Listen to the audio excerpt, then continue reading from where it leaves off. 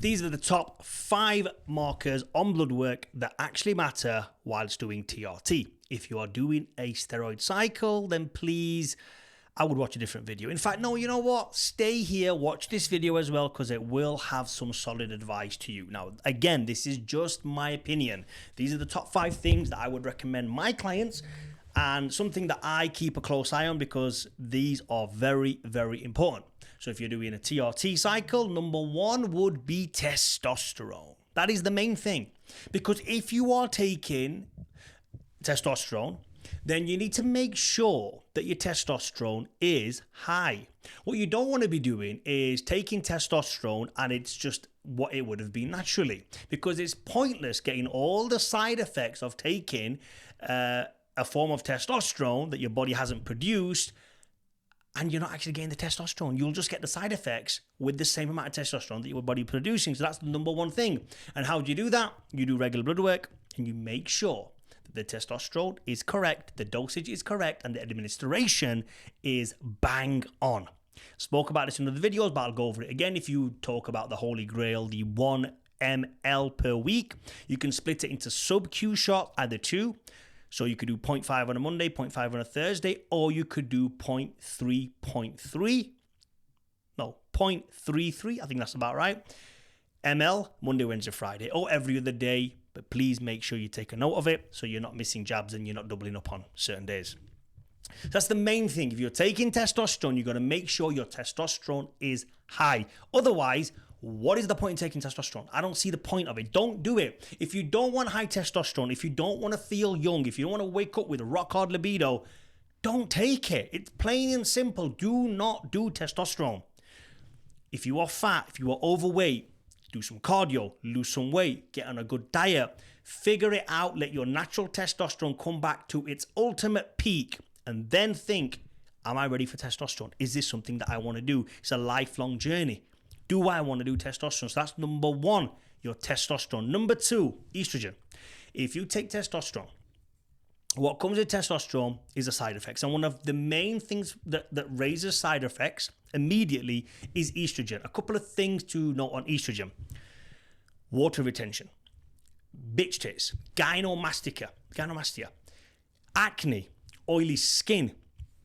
Some people say also hair loss. I don't know about that. Again, I can't really comment on it. I mentioned that the other day in the video as well. I don't really know. I can't really comment on hair loss.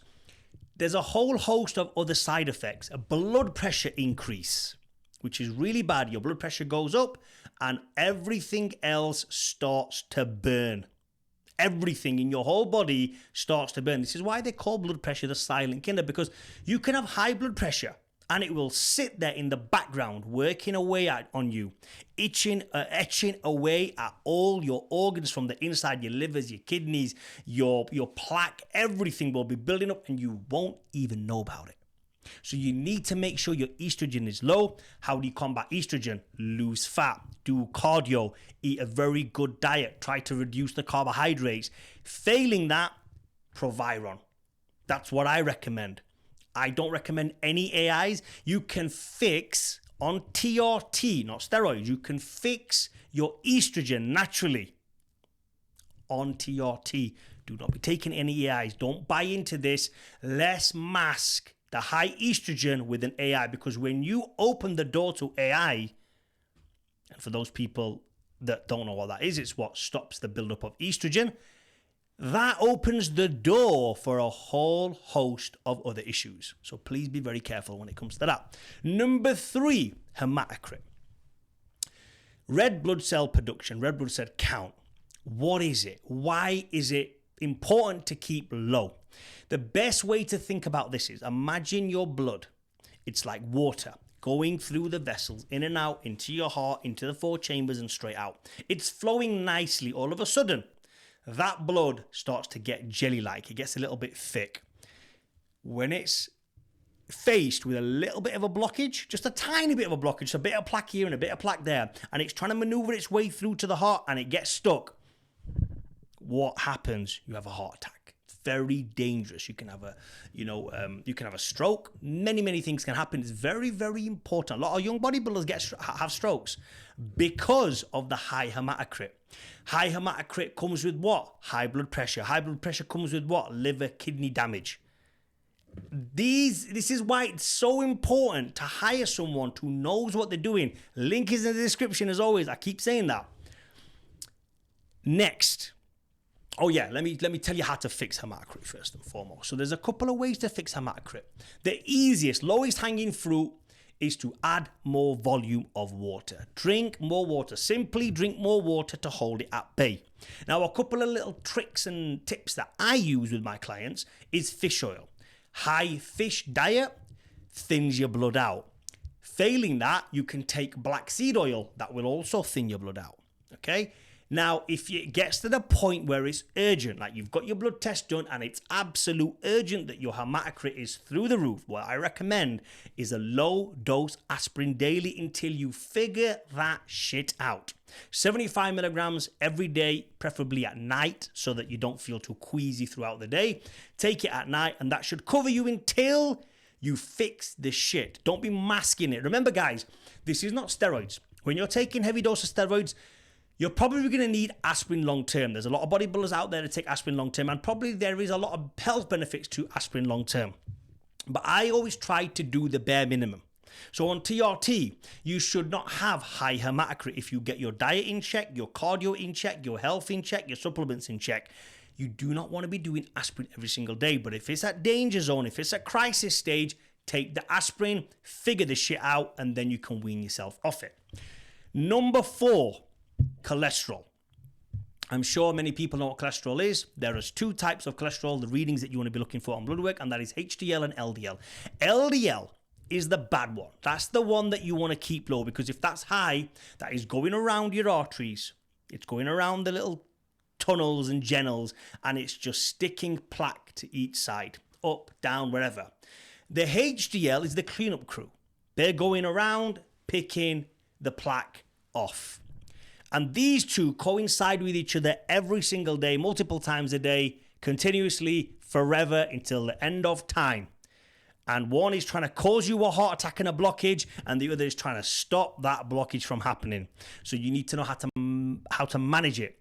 And one of the best ways to manage it, believe it or not, and it's amazing how many clients have had improved cholesterol by just taking one supplement every night, and that is psyllium husk flakes. You take 3 to 5 grams of psyllium husk flake. What I personally do is I shot it in my mouth, swirl it around with a bit of water, and then you got to make sure you drink at least 500 ml of water so it kind of becomes like a jelly-like consistency, and then in your stomach, it'll take all the shit out and pass it through nicely. There's a couple of other things as well that you could take. A walk. Walking. That will reduce blood pressure. It will reduce the insulin spike when you have a high fat diet or a good fat diet. In fact, you know what? I'm not going to get into that because you guys might take that literally. The high fats only work if you're doing everything else right. So if you follow my plan, you'll understand what I'm talking about. Then you need the high fats, because I don't do that many carbohydrates throughout the week. We have a high carb days, but not all the time. So take that with a pinch of salt. But this is why you need the good fats, and you need to make sure you're doing your cardio. You need to be making sure your insulin isn't being spiked. And the reason why I mention fats is because if you were to have sugary food and you were to have fats, it will reduce the spike of insulin. If you reduce the spike of insulin, things in the body just happen a little bit more at a natural pace. And that is how you stop yourself from having high bad cholesterol. Number 5 on the list. Again, there's probably 10 other things, but I'm just going for the in my opinion, what I look for mainly, and that is your liver. The ALT, GGT, you think about it. It is the filtration system of your body. How do you filter your body? You don't. That's what it does. That's its properties. This is what your organs are designed to do. So how do you nudge it along? How do you flush the system out? One of the best things for this, and it's actually a great thing for the heart as well, is to sweat more. Sauna. If you can get to the sauna, amazing.